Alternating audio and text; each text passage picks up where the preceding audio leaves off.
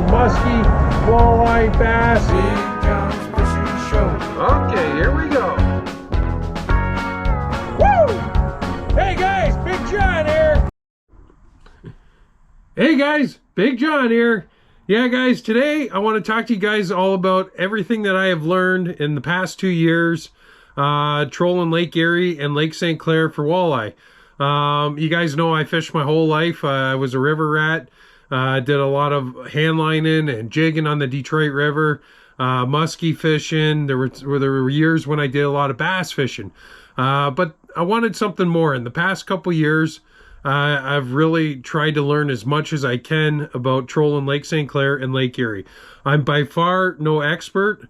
I'm still learning every time I go out, but I want to go over some few things that I have learned that might be able to help some people who are just starting out, because there's so much to it, so many different ways of fishing, and yeah, it's awesome. It's a lot of fun. But first, guys, I want to do a little shout out and a little thank you to 2 people I met at the AMA Sportsman Club last week.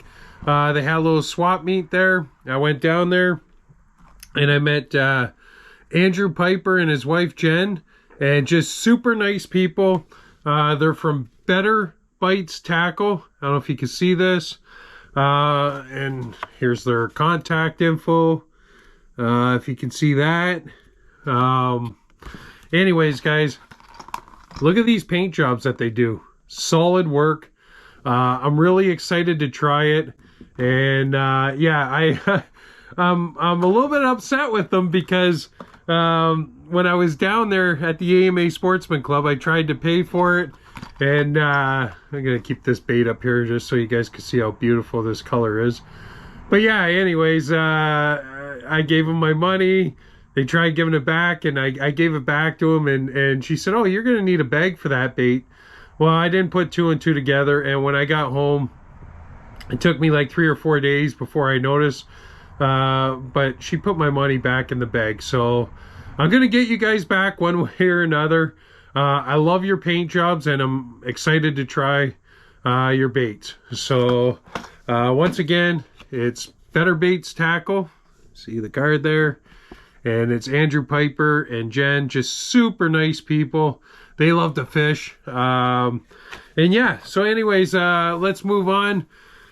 Everything that I've learned in the past couple years. So, first, what I recommend, guys, if you're getting into this sport of trolling the lakes, maybe look into a guide and just go out and see if you like it. Next step, if you do like it, you could start looking for used equipment or new equipment. The problem with new equipment, it's going to cost you so much.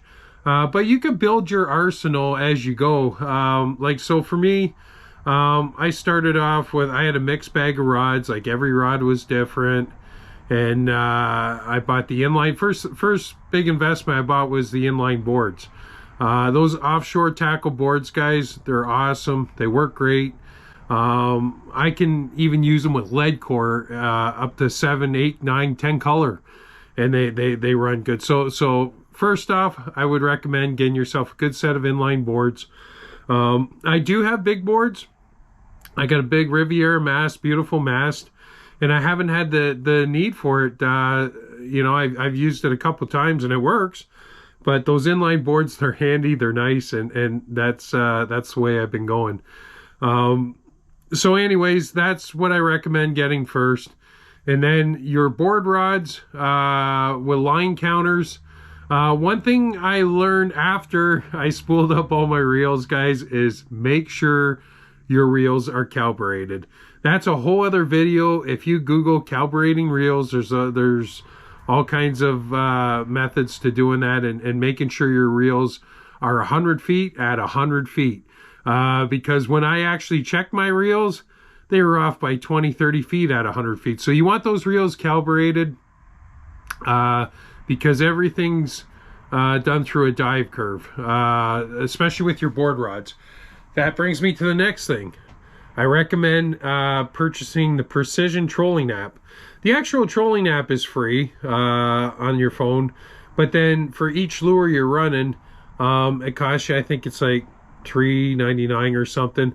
Well worth the money, guys. Especially like if you're running bandits, flicker minnows, you might only need 5 or 6 colors, or 5 or 6 crankbaits on that app to start out, and that's going to tell you exactly how much line you got to let out to the depth of the fish. Now the depth of the fish is on your fish finders, so make sure you guys got your fish finders set up properly, and you want to be marking those fish as you're trolling. Now what I've learned from the difference between my river fishing days is those walleye were always on bottom unless it's at night. Well, when you're fishing the lakes, guys, that's not always the case. Sometimes those fish could be a few feet below the surface. So when you see them on the graph, you want to be a foot to 2 feet above them in the water column. That's where that precision trolling app's really going to help you. As you start to troll and start to go beyond the Western Basin, you have a lot of other options too. You can there's lead core, there's downriggers, there's dipsies, and you're going to need those items to get into the deeper water. I mean, there's some guys that fish those deep waters year round with just snap weights and crankbaits, and you can do that. You can achieve almost like 40 feet of water by doing that. But it's nice to have the other option, and the Dipsy's a great option to have, and the lead cores, guys. There's something about lead core, and I just got into lead cores this year. There's something about them. They're stealthy. The fish like them. You have a lot of line out there, but some days those lead cores will just outperform everything else. And with that being said, and I know my buddy Blake's going to disagree with me here because he's not a downrigger fan. He always says, don't put the downrigger on my side of the boat. He likes the dipsies and lead cores and everything else. But guys, some days those downriggers are deadly. So I started downrigging a lot this year. And the nice thing about the downrigger is you can run that slider off it too. You know, when you're fishing for walleye, a lot of times on that slider, which a slider is, it's gonna, you'll set your downrigger, drop it down, and before you crank down on your rod tip, get the bow in it, you'll snap on a little, I use like a 6-foot lead with a spoon, and that line with the spoon is going to go down and find the natural curve in your line. So you know, let's say you got your lure down on the ball, let's say 45 feet. That slider might be at like 30 feet or 25 feet. But the nice thing about that, guys, is you're going to pick up whatever's in that area of the water column. So a lot of time the rainbows are high. Sometimes they'll hit that. I mean, sometimes that's a good way of finding high walleye too, you know. Sometimes they'll hit the slider and you'll be like, okay, I got to pull my lines up. The nice thing about the downrigger, guys, you can see them on the graph and you can know exactly where you're at. So yeah, that's one thing I've added to my arsenal this year, and it's done a great job. Like I say, the lead cores are deadly. I recommend Marketplace and like Kijiji, and you know, you can find a lot of used stuff right off the get-go to get you rolling. I mean, I still don't have all new stuff. I just slowly build up my arsenal, but I have everything to almost do everything now, and it's a lot of fun. I find there's zero stress. And seasons, okay. So I'll talk a little bit about seasons. As the spring comes, a lot of times those fish are in the shallow waters. You could be anywhere from 10 feet of water, 8 feet of water. You could be to 20, 25 feet of water. And a lot of times those fish are high. You got to monitor, like I say, you got to monitor your graphs. And yeah, and early in the season, you're going to be trolling slower, and chances are you're going to be using stick baits, like your bandits, your hooligans, all, you know, flicker minnows, all that stuff. is going to work great. And that same pattern is going to come back to you in the fall. You know, you're going to want to start using that in the fall again, and you're going to want to start slowing down again in the fall as that water gets colder.